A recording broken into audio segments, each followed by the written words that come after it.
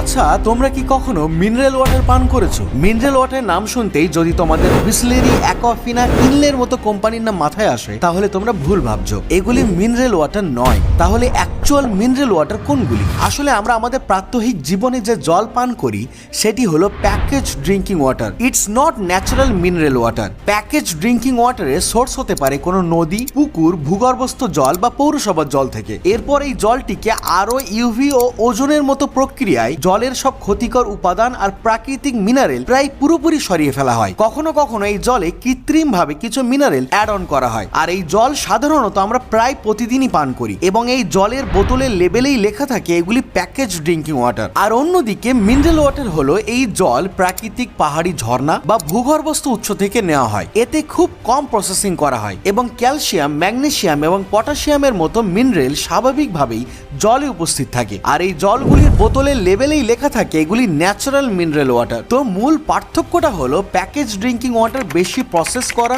সস্তা এবং দৈনন্দিন ব্যবহারের জন্য, কিন্তু মিনারেল ওয়াটার প্রাকৃতিক মিনারেলে ভরপুর, কম প্রসেস করা, স্বাস্থ্যকর এবং একটু দামি। তো বন্ধুরা, আশা করি এবার জলের বোতল দেখলে তোমরাও বুঝতে পারবে যে তোমরা প্যাকেজ ড্রিঙ্কিং ওয়াটার খাচ্ছ নাকি মিনারেল ওয়াটার। তো এমন ভিডিও আরো দেখতে সাবস্ক্রাইব আওয়ার চ্যানেল।